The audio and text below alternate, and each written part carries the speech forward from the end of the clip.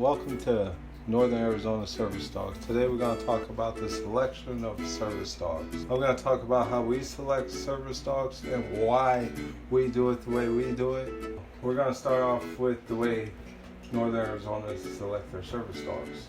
First thing we look at is the breed of the dog.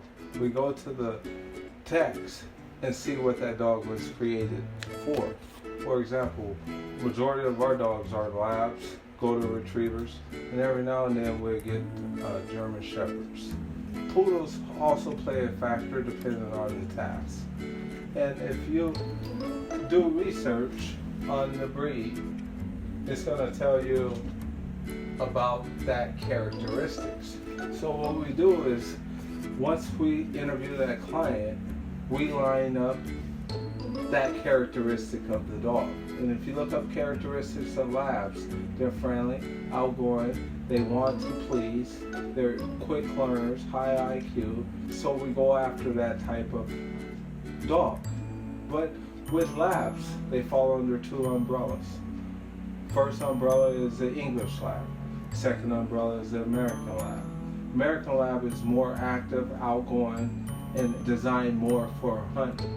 The English labs are more laid back, they're more focused, they learn a lot quicker. So we tend to use English labs, and sometimes we might cross an English lab with American lab if we need something to go out and retrieve. That's why a lot of reputable organizations use labs. Next breed is golden retrievers. Golden retrievers fall under the same umbrella. They have two different types of golden retrievers. They have the English and American. Golden retrievers are easy to distinguish the difference. Most of the cream-colored goldens are the English labs, and that's usually what we use. The American labs usually fall under the umbrella of reddish type breed. So then we're going to go down to the German Shepherds. German Shepherds is a great breed. Again, German Shepherd's the only dog that can do any type of work. Any type. You see German Shepherds dealing with the blind, working for the blind, working for police, working for military, working as a companion. They're just all around good breed. But with German Shepherds is that it's hard to find the old good German Shepherds. A lot of the organizations, we, not us specific, use the show lines. So there's different types of lines of German Shepherds. We cross the working lines with the show lines to create service dogs. The working lines are what we use in police work or military work. They're usually coming out of Czechoslovakia or Europe, designed for police work. Why we do that is because they're more physically sound. They don't break down as quick as the show lines. The show lines you could distinguish by just looking at the dog. More of the lean back. They have a longer gait. So we try to stay away from the show line because what we've seen over the past years is that they start breaking down. Then also there's the poodles. A lot of people are starting to see a lot of golden doodles, labradoodles. I just wanted to touch a little bit on it. That's the old breed. A lot of where that breed originated from, there was a person that trained guide dogs. He had a client come to them and said that they needed a guide dog that didn't shed. So he formed that breed. This was years and years ago. And this breed is coming back.